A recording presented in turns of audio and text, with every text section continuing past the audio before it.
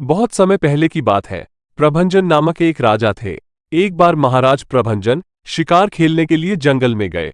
उन्होंने देखा एक हिरनी झाड़ियों के पीछे खड़ी थी। राजा ने हिरनी पर निशाना लगाते हुए अपना तीर छोड़ा। तीर अपने निशाने पर लगा।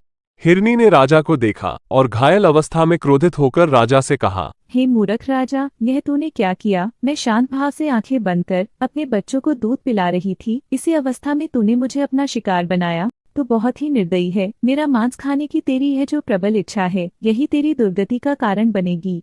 मैं तुझे श्राप देती हूँ, तू कच्चा मांस खाने वाला जंगली पशु बन जा। घायल हिरनी के द्वारा श्राप दिए जाने पर राजा हाथ जोड़कर हिरनी से क्षमा मांगने लगे। हे कल्याणी, मुझे नहीं मालूम था कि तुम अपने बच्चों को दूध पिला रही हो। अनजाने में मैंने इस अवस्था में तुम्हारा वध किया। मुझे क्षमा करो और बताओ मुझे पुनः मनुष्य योनि कब मिलेगी, कब मैं इस श्राप से मुक्त हो पाऊंगा।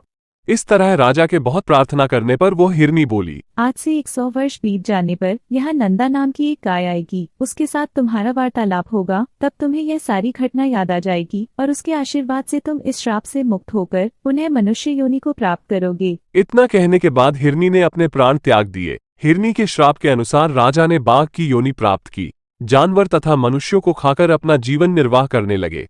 बाघ के रूप में वो राजा हमेशा ही विचार करते कि कब इस योनि से मुक्ति मिलेगी, कब मैं पुनः मनुष्य योनि को प्राप्त करूंगा, अब कभी कोई पाप कर्म नहीं करूंगा। इस बाघ योनि में प्रवृत्ति के कारण अब पुण्य कार्य करना तो हो ही नहीं सकता। हिंसा ही मेरी जीवन वृत्ति बन चुकी है। कब मेरा उद्धार होगा? श्राप के 100 वर्ष पूरे होने के पश्चात एक दिन एक चरवाहों का झुंड उस जंगल से गुजर रहा था। जंगल में काफी मात्रा में हरी घास और स्वच्छ तालाब देखकर चरवाहों ने अपना वही विश्राम स्थल बनाया। गायों के लिए एक सुरक्षित बाड़े का निर्माण कर सभी गायों को उसमें सुरक्षित रख दिया। सभी चरवाहे गायों की सुरक्षा के लिए दिन रात पहरा देते थे। गायों के उस झुंड में एक बहुत ही हष्ट-पुष्ट सुंदर गाय थी। उसका नाम नंदा था। वही उसे झुंड में प्रधान थी और आगे आगे चलती थी। एक दिन वह अपने झुंड से बिछड़ गई और चरते चरते घने जंगल में उस बाघ के सामने आ गई। बाघ बहुत भूखा था। हष्ट-पुष्ट गाय को देखते ही बाघ की भूख और बढ़ गई। नंदा गाय ने बाघ को देखा तो भय से कांप गई। बाघ नजदीक आकर बोला, आज विधाता ने तुझे मेरा भोजन बनाकर भेजा है। गाय अपने बछड़े को याद करके रोने लगी। ऐसा देखकर बाघ ने कहा, अरे गाय, संसार में सभी लोग अपने कर्मों का फल भुगतते हैं। तुम स्वयं ही मेरे सामने आई हो, अब रोती क्यों हो? हे व्याघ्रराज, मेरा अपराध क्षमा करो। मैं जानती हूँ तुम्हारे पास आए हुए की प्राण रक्षा नहीं हो सकती। मैं अपने जीवन के लिए शोक नहीं कर रही। मुझे अपने छोटे से बछड़े की चिंता है। मैं उसे बहुत ही प्रेम करती हूँ। वह अभी बहुत छोटा है। अभी वह घास भी नहीं खाता। मेरे ही दूध पर आश्रित है। वह भूखा होगा और मेरा इंतजार कर रहा होगा। मेरे ना रहने पर वह कैसे जीवित रहेगा? हे व्याघ्रराज, मुझे थोड़ी देर के लिए जाने दो। अपने बच्चे को दूध पिलाकर उसे अन्य गौ सखियों की देखरेख में छोड़कर मैं पुनः आ जाऊंगी। उसके बाद इच्छा अनुसार तुम मुझे खा लेना। मैं शपथ लेती हूँ, मैं पुनः वापस जरूर आऊंगी। इस तरह गाय बार बार बाघ से प्रार्थना करने लगी और रोने लगी। गाय की शपथ को सुनकर बाघ को उस पर दया आ गई और कहा, ठीक है, तुम जाओ और अपने पुत्र को दूध पिलाकर उसे प्रेम करके स्वजनों को उसे सौंपकर अपने सत्य को ध्यान में रखते हुए पुनः वापस आओ। वह गाय बड़ी सत्यवादी थी। वो वहां से चली और अपने बाड़े पर आई। उसका बछड़ा उसकी राह देख रहा था। बछड़े को देखते ही उसके नेत्रों में जल भर आया। अपने बछड़े को स्तनपान कराते हुए उसे प्रेम से चाटने लगी और रोती रही। माँ को रोते हुए देखकर बछड़े ने कहा, हे माता, क्या बात है, आज आप रो क्यों रही हैं? गाय ने सारी बात बछड़े को बताई और अब उसे अकेले किस तरह रहना है ये सब समझाने लगी। बछड़े ने कहा, हे माता, मैं भी तुम्हारे साथ चलूंगा।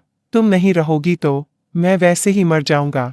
इससे अच्छा है कि तुम्हारे साथ ही क्यों ना मरूं। यदि बाघ मुझे मार भी डालेगा तो मेरे द्वारा पुत्र धर्म का पालन होगा। नहीं पुत्र, मेरी ही मृत्यु नियत है, तुम्हारी नहीं। मेरे वचनों का पालन करते हुए यहीं रहो। इसी में मेरी प्रसन्नता और तुम्हारी मातृभक्ति है। इतना कहकर नंदा गाय अपनी सखियों अन्य गायों के पास जाकर उन्हें संपूर्ण वृतांत बताया और बोली, हे सखियों और माताओं, मुझसे जाने अनजाने जो भी अपराध हुआ हो उसे क्षमा करना और मेरे बच्चे की देखभाल करना, उसे दूध पिला देना। ऐसी प्रार्थना कर नंदा गाय पुनः बाघ के पास पहुंची। जैसे ही वो बाघ के सामने पहुंची तभी उसका बछड़ा भी दौड़ते हुए आ गया। गाय ने उसे बाघ से पुनः प्रार्थना की, हे व्याघ्रराज, मैं अपने वचन के अनुसार आ गई हूं, मेरे पुत्र को जीवन दान देकर मेरा भक्षण कर लो। वाघ बोला, हे गाय, तुम बड़ी सत्यवादी हो, सत्य का साथ देने वालों का कभी भी अमंगल नहीं होता।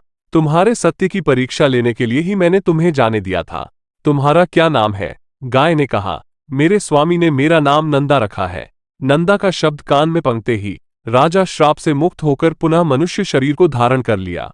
इसी समय उस सत्यवादी गाय के दर्शन करने के लिए धर्मराज आए और प्रसन्न होकर गाय से कहा, हे नंदे, मैं तुम्हारी सत्यवादिता से अति प्रसन्न हूं, मुझसे कोई श्रेष्ठ वर मांग लो। नंदा ने कहा, हे धर्मराज, आपकी कृपा से मैं अपने पुत्र सहित उत्तम पद को प्राप्त करूं और यह स्थान ऋषि मुनियों के लिए शुभ तीर्थ बन जाए। तब धर्मराज ने कहा, हे नंदे, मैं तुम्हें उत्तम वर प्रदान करता हूं और आज से इस सरस्वती नदी को नंदा नाम से भी जाना जाएगा। उसी समय नंदा अपने पुत्र एवं राजा सहित उत्तम पद को प्राप्त हो गई।